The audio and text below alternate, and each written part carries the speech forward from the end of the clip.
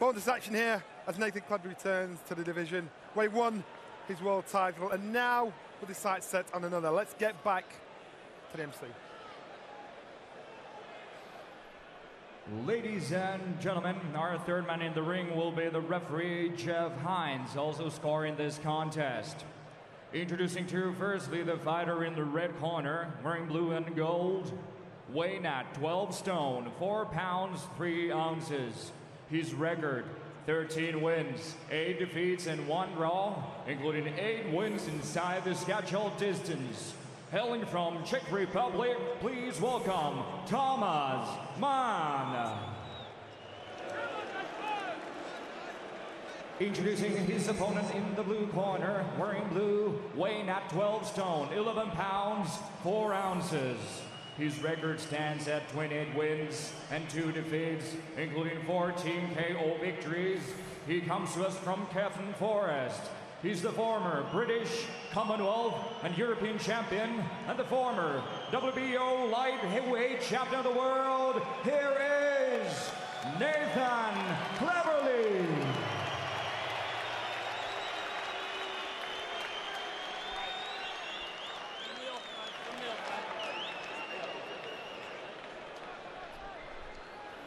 Okay, gentlemen, this is 8 rounds or less. Protect yourselves at all times. Obey my commands at all times. Touch gloves. Good luck. Well, so much has been happening already tonight. Paulie and I are still debating about that last one. John Ryder stopped. And maybe it was Howard Foster in there. We should give him credit for stopping him. Maybe he thought it was the right time. Paulie slightly disagreed, maybe from an American standpoint. Yeah, I think in America, Howard Foster would have definitely been criticized. Nathan Cleverly was criticised slightly. Oh, body shot. That body shot he won't beat. He was against Tony Bellew, but that body shot is a finisher, I think, in the first round. It is all over. One of the quickest knockouts we've had in a British ring in some time. And the guy literally got hit with a good body shot. People are going to boo, but that was a good body shot at him. He got hit right in front of us. Man, that was a good body shot. As soon as he landed it, I almost winced, and then I saw him go down on one knee. I knew it was over. That was some body shot. The 29th win for Nathan Cleverly, who's targeting possibly Jürgen Bremer in Germany, the WBA light heavyweight champion, back down at his more preferred weight, not up at cruiser like he was against Tony Bellew, where he was criticised, but he's come in and about 14 seconds, we think. I wonder where that stands in the record books. He probably worked harder than dressing room warming up for the fight than he did in the fight. Well, there was no debate about that stoppage because he wasn't getting up when he was down, was he? And that's the thing about body shots. You're fine about a minute later. About a minute later, you're fine. But, man, for those 10, 20, 30 seconds, you can't move. And you only have 10 seconds to get up at him. It's going to end the fight when you get hit like that. We should give him credit for stopping him. We get to watch the whole fight all over again. He thought it was the right time. Paulie slightly disagreed, maybe from an American standpoint. Yeah, I think in America, Howard Foster would have definitely been criticized. Nathan Cleverly was criticised slightly. Oh, body shot. That body shot he won't beat. He was against Tony Bellew, but that body shot is a finisher, I think, in the first round. It is all over. One of the quickest.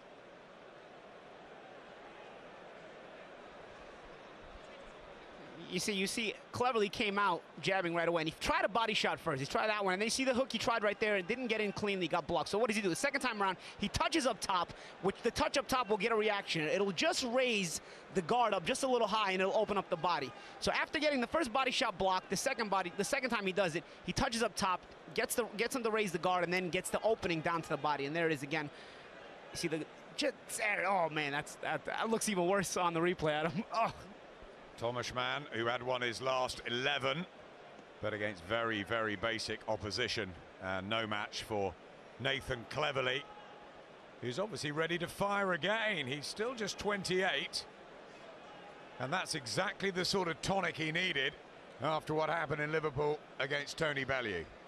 See the couple of throwaway punches up top first. You see the little short right hand, little short left hook, which with nothing on it. All it was a throwaway punch. Those 2 punches up top were meant to raise the guard of his opponent. And then once the guard was raised, real quickly, he pounced on that hard body shot. It was a 3-punch combination, but really the first 2 shots were just throwaway punches. They were bait punches, and they did the trick. Big smile for Nathan Cleverly, and a very quick night's work. Ladies and gentlemen, the end comes at 24 seconds into the very first round. Your winner by count out, Nathan Cleverly. He was also Tomas Mann. Nathan Cleverly will spend more time doing his interview with Ed Robinson than he did in the ring. And it'll be fascinating to see whether him and his promoter Eddie Hearn can manifest a big fight, possibly in the autumn. Ed. Well, Nathan, congratulations. Good to see you smiling again. It looked like you were trying to prove a point this evening and get rid of some of that frustration. Yeah, you know, Ed, it was a matter of just coming back at light heavyweight, making sure I was good on the scales yesterday. I made the weight comfortably. I feel good at light heavy. You know, I've done the weight properly. And let's get back where I belong now. You know, this, as I said all the way along, this kind of level, British Commonwealth, European level, it's no point. I've done all that. You know, let's move on to world level now. Bremer next, Jürgen Bremer and the Sauerlands. You know, step up to the plate. Let's finally get it on. And you know, we've got a lot of big fights ahead.